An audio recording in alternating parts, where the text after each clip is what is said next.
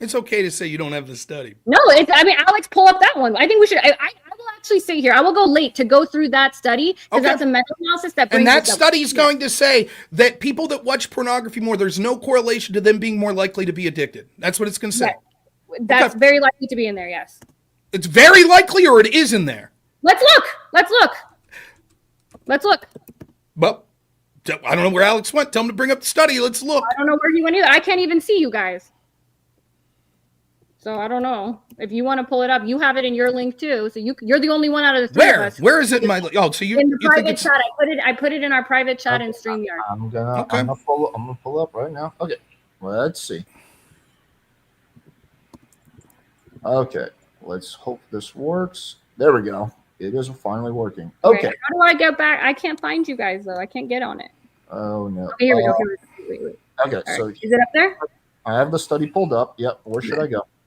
So, let's just read all of it. I think this is a good idea. Read it all. Yeah.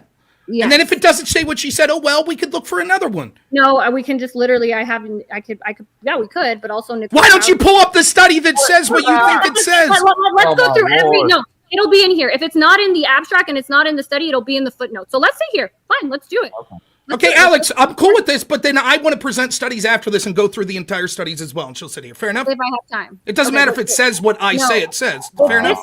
If this doesn't say what I said, then I'll do that. If it does say what I said, then I gotta go, because that's all we're trying to do. That seems like a fair deal. Let's take a look. All right, thank you. Okay, so let's just read it all. So the abstract, the notion of read it all. Let's do it. Remains contentious in both academic and popular literature. Although the mental health community at large is divided as to the addictive versus non-addictive nature of internet pornography, substantial numbers of individuals report feeling as if their use of internet pornography is problematic. The present work seeks to construct a model related to problematic pornography use that is clearly derived from empirical literature that provides directions to be tested in future research. The focus of the present work is on those perceptions as they may relate to the overarching experience of moral incongruence in pornography use, which is generally thought of as the experience of having one's behavior being consistent with one's belief. To this end, we put forth a model of pornography problems due to moral incongruence. Within this model, we describe how pornography-related problems, particularly feelings of addiction to pornography, may be in cases better construed as functions of discrepancies, moral incongruence between pornography-related beliefs and pornography-related behaviors. So let's go down, because this is just to be clear, based on what this abstract said, it's not giving an objective measure of what addiction to pornography is. It's giving people, Alex, if I'm going to sit here and listen to her read an entire thing, I should be allowed to make sure that I'm interpreting correctly. Yes. I'm going to finish my point. I don't give a shit. So this isn't giving an objective measure of what addiction to pornography is. It's saying people that How do you know it doesn't? How do you know it doesn't? Because what that just said, go back up, is people that had feelings of addiction. That's all self-reporting. What is your objective measure then? Because all we have is self-reports.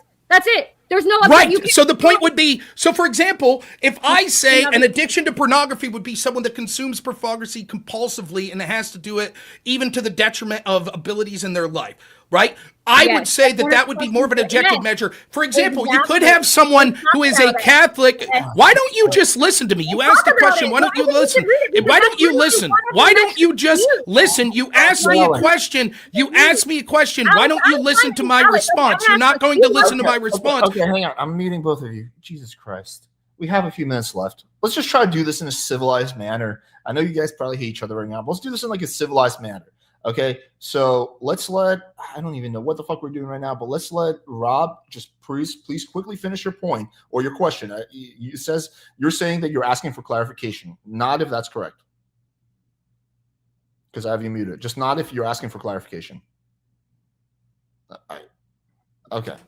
So what are you asking for? You're asking for clarification? I'm saying that this says people that self-report addiction. She says that's the only way we would have to do it. I say that's not true. We would have objective measures when we say someone's addicted. Okay, if you just say, let me finish, if you just say self-reporting, it could be true that someone, for example, that's a Catholic that feels that they look at a Playboy once a month has a porn addiction. But someone that compulsively views porn every day might say, I don't feel like it's an addiction. When clearly we would say objectively the latter person has an addiction and the former doesn't.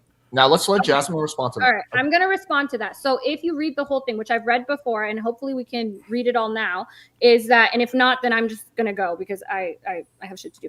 But the reason that this is a meta-analysis, so it's looking at a lot of different studies. That's what a meta-analysis does. And actually, one of the metrics that they use is they ask people not just do you feel you have an addiction, but do you feel like it interferes with your daily activities? Do you feel like you have to go on and watch it? All of the things that he's saying, they look at and they ask those people, and they found that it's not about the hours of pornography you watch that determines whether you feel like it's getting in the way of your whatever. Even people who feel like they've watched like very little, the ones who feel like it's gone in the way of their things are the people who feel are like him.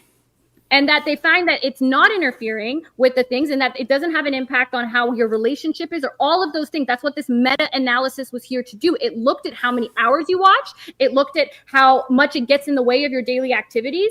It looked at how you feel before and after watching it. It looked at all of those things. And the biggest thing that they found that predicts if you have an addiction is not if it's interfering with your life, not how many hours you've watched, but if it's how you feel about porn. And I did, it's already past the time that I was going to sit here. We can either go through this study, or if not, then I'm going to go just because I've done my. We go through it if you want, but I'm going to respond to this and as you go. So well, no, we're going to go further. I'm just going to go. No. I'm not going to leave you filibuster. I'm going to respond to what you just said. Okay, she could leave. I understand, right? God. I'm going to respond to what she said. I don't give a shit. Before you respond, I'll let you respond.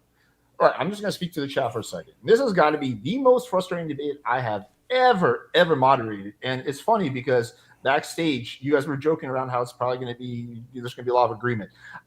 You guys have both interrupted the fucking shit out of each other, and it's a two-way street. Like you guys both have like just kind of ignored each other's points. I don't know how it got this combative, but go ahead, Rob. You can finish. She sucks. That's how it got that combative. You guys both have equally interrupted each other. You could say that. I don't think that will bear out. I think that maybe she got a little more leeway because, as you admitted, you brought her on here. She wears a low-cut shirt. No, she did not, dude. That's what you said. That's what you said while you brought her on. You said that, right? That was a joke, dude. Okay. Well, I think that you probably had a kernel of truth in that she wears the low-cut shirt for you. I probably think that helps your channel somewhat. I slid her off to the side so my audience didn't have to see those saggy old things. Nonetheless, heaven forbid someone sees a nice pair of titties. Go ahead, Rob. Hey,